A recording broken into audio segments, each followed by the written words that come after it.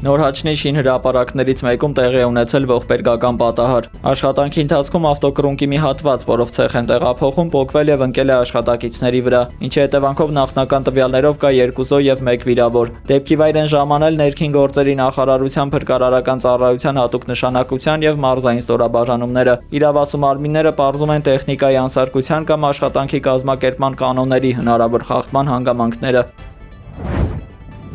2026 թվականի 6 ամիսների ընթացքում հանրապետությունում գրանցված հանցագործությունների տիպը Ներքին գործերի նախարարության ոստիկանության պետ Կամո Ցուցուլյանն ամփոփել է 2026 թվականի առաջին կիսամյակի հանցագործությունների վիճակագրությունը, թեև հանրապետությունում ընդհանուր հանցագործությունների թիվը փոքր-ինչ նվազել է, սակայն կտրուկ ավելացել են առանց վարորդական իրավունքի կամ այն կասեցված լինելու պայմաններում ղեկին նստելու դեպքերը։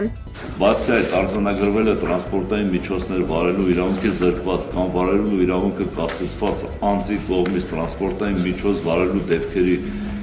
հայտնաբերման թվի աճ 3231-ով կամ 74.4%-ով։ Ոստիկանապետը անդրադարձել է նաև մարդու դեմ ուղղված ծանր հանցագործություններին, շեշտելով, որ սպանության դեպքերի ճնշող մեծամասնության հիմքում սովորական կենցաղային վիճաբանություններն են։ Իրավապահների համար գերակա խնդիր է մնում նաև թմրամիջոցների ապօրինի շրջանառության դեմ պայքարը։ Չնայած այս տարի հայտնաբերված ընդհանուր դեպքերի թիվը նախորդ տարվա համեմատ մի փոքր նվազել է, սակայն առգրավված թմրանյութի ծավալները մեծացել են։ 2026 թվականի առաջին կիսամյակի ընթացքում հայտնաբերվել է թմրամիջոցի ապօրինի շրջանառության 1545 դեպք, ինչը 196-ով կամ 11.3%-ով պակաս է նախորդ տարվա համեմատ։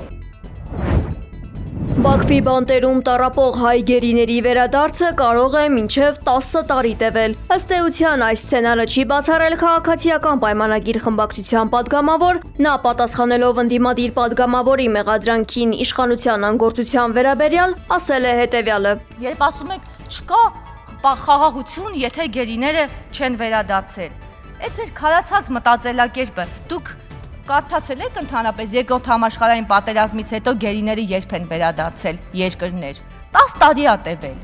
Դուք այդ գործընթացներից տեղյակ եք։ Հարգելի գործընկերներ, այսօր падգամավոր Լենա Մաթևոսյանի ծննդյան օրն է, շնորհավորենք նրան։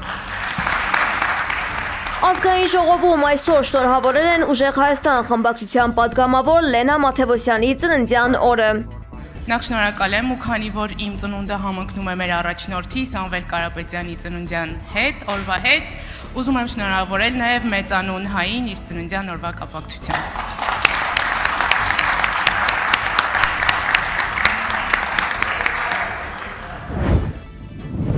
Սամվել Կարապետյանի ծննդյան օրվա նախօրեին տեղի է ունեցել Հայաստանի 100 լավագույն ուսանողներ մրցույթի մրցանակաբաշխությունը։ Անձամբ Սամվել Կարապետյանից իրենց հավաստագրերն են ստացել Հայաստանի բոլոր մարզերից եւ Արցախից ընտրված բարձր առաջադիմություն ունեցող ուսանողները։ Դուք լուրջ գործ ունեք շուտով անելու մեր հայրենիքի համար։ Մեր այս process-ը լինելու է շարունակական, մենք միշտ օգնելու ենք մեր ուսանողներին, մենք միշտ հայտնաբերելու ենք լավագույն, տաղանդավոր մեր երիտասարդներին եւ ամեն ինչով փորձելու ենք ընտառաջենք, օգնենք։ Դուք գիտեք երևի ով է Սարգիս Կարապետյանը, հայրս է, ինքը 50 տարի դեռավել մանկավարժ է եղել եւ ես դրանով ուզում եմ ինչ-որ ձևով շարունակեմ իր գործը։ Ծրագրի շրջանակում յուրաքանչյուր ընտրված ուսանողի համար նախատեսվել է 1 ուսումնական տարվա ուսման վարձի փոխհատուցում։ Ընտրության ընթացքում կարևորվել է առաջադիմությունը, երիտասարդների նպատակները, կրթության նկատմամբ վերաբերմունքն ու ապագայի տեսլականը։ Շնորհակալություն պարոն Կարապետյան նման հրաշալի նախաձեռնության համար։ Կցանկանամ ասել, որ այս նախաձեռնությունը ել ավելի լավ հնարավորություն է տալիս ավելի վստահ քայլելու մեր իսկ ընտրած ուղիով։ Շատ շնորհակալություն։ Կարծում եմ բոլոր ուսանողների եւ երիտասարդների համար սա շատ մեծ ու հստակ քայլ է առաջ գնալու եւ ավելի ամուր կանգնելու մեր հայոց հողի վրա։ Հենց այն ժամանակ, որ ինձ պետք էր ու լուրջ եմ ասում, երկնքից ոնց որ նվեր լիներ։ Սա իրականում շատ կարևոր է առավել առաջ գնալու եւ առավել բարձր նշաձողեր դնելու լրացուցիչ մոտիվացիա է։ Սա շատ լավ հիշեցում է ու ազդակ, որ գիտելիքը միևնույն է արժևորվում է ու կարևորվում։ Շնորհակալություն։ Ուսանողը դա պետության կայուն հիմքերից մեկն է, ու երբ որ ուսանողը վստահ է, որ իրեն գնահատում են, ինքը դառնում է լավագույն հիմքը հետագա զարգացման ու պետության ամուր կայացման համար։ Կարապետյան հիմնադրամի գործադիր տնօրեն Գոհար Ղումաշյանը նշել է, որ հաշվի առնելով թիմ ընտրություններով պայմանավորված ուժի մեջ մտած սահմանափակումները, արդեն իսկ ընտրություններ նշանակված համայնքների ուսանողները չեն մասնակցել միջոցառմանը եւ այս փուլում նրանց ուսման վարձի փոխհատուցումը չի տրամադրվի։ Այն համայնքներում, որտեղ որ արդեն հայտարարված են թիմ ընտրությունների օրերը, այդ համայնքներից ընտրված ուսանողները այսօրվա միջոցառմանը ներկա չէին։ Հաշվի առնելով բարեգործական ոլորտի այդ արգելքը, մենք այդ ուսանողներին այսօրվա միջոցառմանը չենք հրավիրել եւ այս փուլում չենք կարող իրականացնել իրենց ուսման վարձի փոխհատուցումը։ Թուրքիայի Սիվաս նահանգում միկրոավտոբուսը դուրս է եկել ճանապարհի երթևեկելի գոտուց եւ գլորվել է ձորը։ Խոշոր վթարի հետևանքով 4 մարդ զոհվել է եւս 10 ուղևոր ստացել է տարբեր աստիճանի մարմնական վնասված։ Ծանր վիճակում գտնվող տուժածներին հիվանդանոցներ են տեղափոխել սանիտարական ավիացիայի ուղղաթիռներով։ Իրավապահներն այժմ քննությամբ պարզում են վարորդի ղեկի կառավարումը կորցնելու հստակ պատճառները։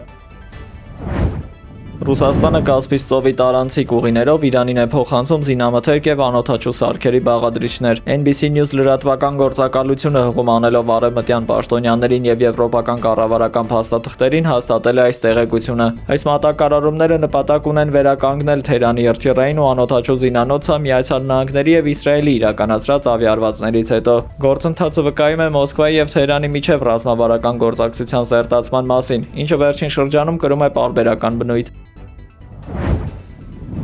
Աբբաս Արաղչին կրթական ոլորտի ղեկավարների հետ հանդիպմանն Իսրայելին անվանել է Թեհրանի եւ Վաշինգտոնի միջև ձեռք բերված պայմանավորվածությունների իրականացման գլխավոր խոչընդոտը։ Ըստ պաշտոնական Թեհրանի Միացյալ Նահանգները սկսել է խախտել ստանձնած պարտավորությունները դրանց կնքումից ընդամենը 2 շաբաթ անց։ Իրանի գլխավոր դիվանագետն այս գործընթացի ձեռքբերումները վերագրել է ոչ թե գերատեսչական աշխատանքին, այլ պատերազմի ժամանակ ժողովրդի դրսևորած տոկունությանը։ Արաղչին շեշտել է, որ հենց հետևողական դիմադրությունն է հակառակորդին ստիպել ընդունել Իրանի առաջ քաշած պահանջները։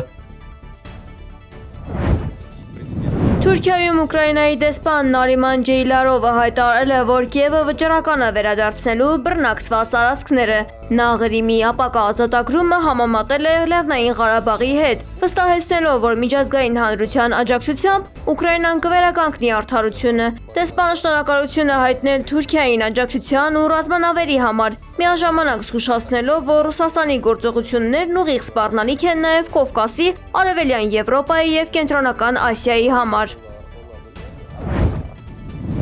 Նորից լարվում են Բաքու-Մոսկվա հարաբերությունները։ Մոսկվայում ադրբեջանական համայնքի ղեկավար Բախտիար Հասանովի արտաքսումից 24 ժամ անց Ադրբեջանի գլխավոր դատախազությունը միջազգային հետախուզում է հայտարարել Ռուսաստանի 3 քաղաքացու՝ Մոսկվա 24 հեռուստաընկերության լրագրող Իվան Կնյազևի, մեդիափորձագետ Սեմյոն Ուրալովի, Ռուսաստանի տրանսպորտի նախարարի խորհրդական Ալեքսեյ Չադաևի նկատմամբ։ Ըստ ադրբեջանական կողմի քրեական գործի հիմքում Սեմյոն Ուրալովի YouTube-յան ալիքում հուլիսի 14-ին եւ օգոստոսի 13-ին հեռարձակված եթերներն են։ Բաքուն պնդել է, որ այդ հաղորդումների ընթացքում հնչել են Ադրբեջանի սահմանադրական կարգը տապալելու, տարածքային ամբողջականությունը խախտելու, ազգային ճշտամանք հրահրելու եւ ահաբեկչության կոչեր։ Իսկ օգոստոսի եթերում խոսվել է նաեւ առանձին անձանց ֆիզիկական ոչնչացման մասին։ Քանի որ մեղադրյալները գտնվում են Ադրբեջանից դուրս, դատարանը նրանց նկատմամբ որպես խափանման միջոց հեռակա կարգով ընտրել է կալանքը։ Անձանց հայտնաբերելու նպատակով Բաքուն արդեն դիմել է Ինտերպոլին։ Սրան զուգահեռ Բաքվում Ռուսաստանի դեսպան Միխայիլ Եվդակիմովը կանչվել է Ադրբեջանի արտգործնախարարություն եւ բողոքի նոտա է հանձնվել ռուսական ԶԼՄ-ներում Ադրբեջանի եւ նրա ղեկավարության հասցեին հնչած սադրիչ հայտարարությունների կապակցությամբ։ В ответ на официальные просьбы законных правительств африканских стран Սերգեյ Լավրովը լուրջ մտահոգություն է հայտնել Աֆրիկայում գործող ապօրինի զինված խմբավորումների գործողություններում ներգրավված ուկրաինացիների վերաբերյալ, ընդ որում նրանք ոչ թե վարձկաններ, այլ կադրային զինվորականներ են։ Լավրովը անդրադարձել է նաև Պուտինի Ճապոնիային հղած բողոքին եւ Տոկիոյի քաղաքականությունն անվանել է ագրեսիվ միլիտարիստական։ Դիվանագետը հորդորել է Ռուսաստանին քննադատելու փոխարեն զբաղվել սեփական ներքին խնդիրներով։ Դամասկոսի քրեական դատարանը մահապատժի է դատապարտել նախկին վարչակարգի ազդեցիկ ներկայացուցիչ, համատեղությամբ նախկին նախագահ Բաշար Ալ-Ասադի զարմիկ Վասիմ Ալ-Ասադին, նրան մեղավոր ճանաչելով խաղաղ բնակչության նկատմամբ իրականացված խոշտանգումների եւ զանգվածային սպանությունների համար։ Այս դատավճիռը հաջորդել է Բաշար Ալ-Ասադի եւ նրա ընտանիքի անդամների նկատմամբ կայացված համանման որոշումներին, դառնալով նոր իշխանությունների նախաձեռնած անցումային արդարադատության մի մասը։ Խիստ հակասական է այն հանգամանքը, որ մարդկության դեմ ուղղված հանցագործությունների համար իրավական գնահատականներ է հնչեցնում մի դատական համակարգ, որն այժմ գործում է ոչ վաղ անցյալում ահաբեկչական գործունեության համար մեղադրվող նոր ղեկավարության հովանու ներքո։